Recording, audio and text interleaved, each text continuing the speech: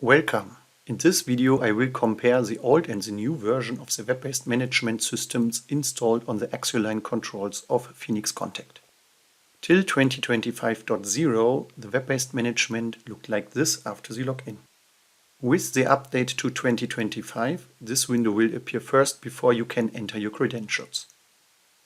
And after the login it looks like that. So everything at least looks different, but there are also some new points. Let's compare the menus of the old and the new environment. First you see the old menu has the sections Overview, Diagnostics, Configuration, Security and Administration, and the new one has additional sections called Device, System and Help, but there is no section called Administration anymore. The cockpit is now moved to Overview.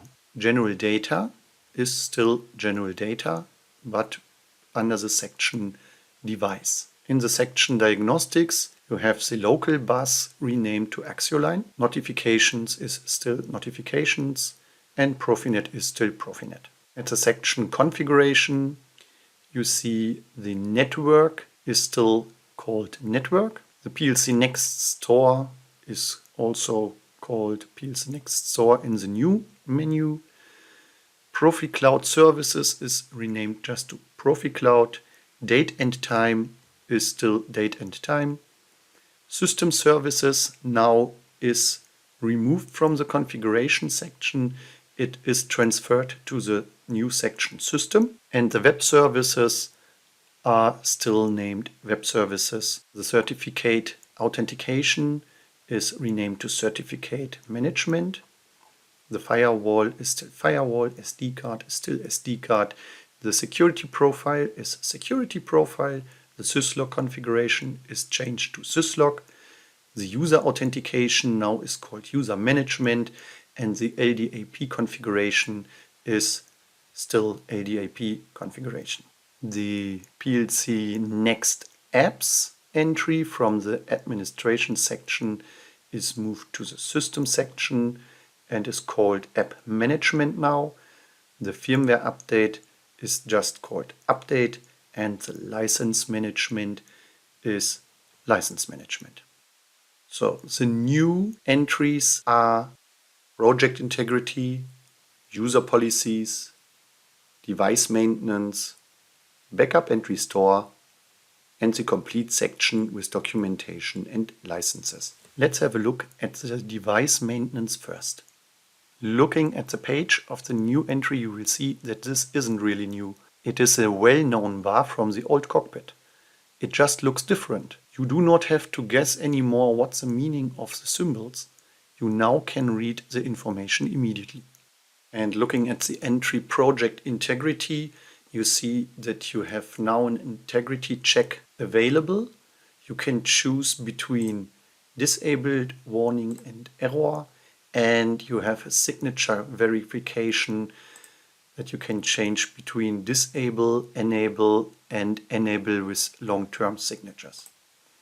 The meaning is described here. At the point Help and Support you will find some links, for example to the PLCnext community or to the PLCnext store, or also you have here a link to information of the new web-based management. So here you can have a look for information regarding the points of the old web-based management and also at new points of the web-based management version 2, as it is called here. The point license is just a legal information, so there are no settings that you can do. New was also the point Backup and Restore. In the section Backup and Restore you can click on this plus, then you can check those checkboxes to create a backup of your complete PLC or parts of it. For example, I choose just PLCnext Engineer and I click on Next. You have to stop the PLC for that. Then you type in your name. Then you click on Create Backup. After the backup is done, you can click at Start and Resume. When you select every checkbox, then it will take a lot of time to create this backup. Now you see here the list of the available backups. Now I have only one backup. That is the name I gave to it. And here you will find the restore button to restore this backup. And with this button you can delete this backup.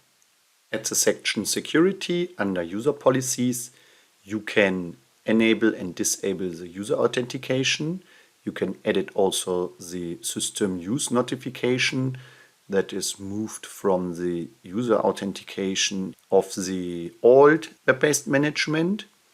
Then you can define session timeouts, you can configure password rules, and you can edit a list of blocked passwords. Let's have a look at the point update.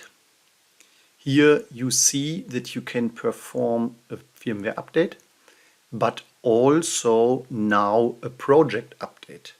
For that you have to go to PLCnext Engineer. To create an uploadable file for your PLC, you need to go to File, Export, and then choose the entry Export PLCnext Engineer software package or that one with sources. Enter your name of the project. And then you will see that the package export failed. Why does it fail? It fails because there is no software revision specified. What does it mean? When you click twice on project, here you can enter a version. That's it. Then you go to File, Export, again, type in your name, save, and everything is fine. After that, you can go back to your Update section in the web-based management and click on Update. You have to stop the PLC, select File,